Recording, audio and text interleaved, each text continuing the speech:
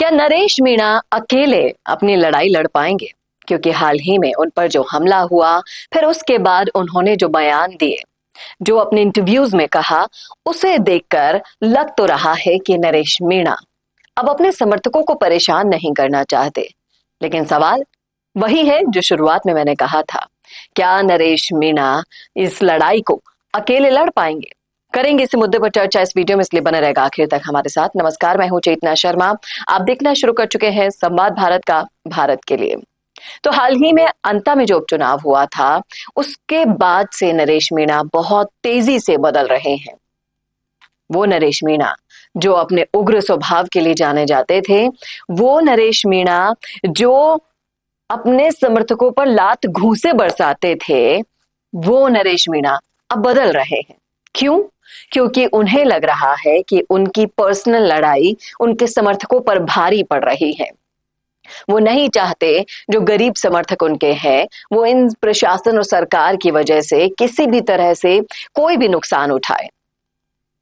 हालांकि नरेश मीणा जिस तरीके से अंता उपचुनाव में हारने के बाद दुगनी ताकत से दोबारा जुट गए हैं जन समर्थन के लिए, और कहीं ना कहीं अपनी गलतियों को मानकर उन पर काम कर रहे हैं, वो शायद सुहा नहीं रहा है उन लोगों को जो चाहते ही नहीं है कि नरेश मीणा कभी आगे बढ़े। जब नरेश मीणा से पूछा गया कि उनकी लड़ाई क्या सिर्फ भाया के खिलाफ है, क्योंकि अभी जब वो 12 से गुजर रहे थे, जो उन पर हमला हुआ, उसका सीधा आरोप उन्होंने प्रमोद जैन भाया पर लगाया। लेकिन जब उनसे सवाल पूछा गया तो उन्होंने कहा कि मेरी कोई व्यक्तिगत दुश्मनी नहीं है भाया से। मेरी लड़ाई सिर्फ भाया से ही नहीं, मेरी लड़ाई 4 धन्ना सेठों से है। ओम बिरला, प्रमोद जैन भाया, शांति धारीवाल और प्रताप सिंघवी। और इन चारों धन्ना सेठों को जब तक वो इतनी मजबूत तरीके से जवाब नहीं देने की सिचुएशन में आ जाएंगे, तब तक वो लड़ते रहेंगे। उन्हें पता है कि उनकी रुकावटें कहां से आ रही है, कहां से गुंडे आए जा रहे हैं, कहां से रणनीतियां बन रही है, उन्हें सब पता है। उन्होंने साफ साफ शब्दों में कहा कि अगर इनकी ताकत ज्यादा बड़ी ना होती तो क्यों इन पर रेड नहीं पड़ती। आज 12 में न जाने कितने मुद्दे हैं, लोग त्राहिमाम कर रहे हैं, लेकिन भाया पर कोई आंख उठाने वाला नहीं है, कोई आवाज उसके खिलाफ उठाने वाला नहीं है। और नरेश मीणा उठाते हैं तो उन पर लाठी डंडे बरसाए जाते हैं।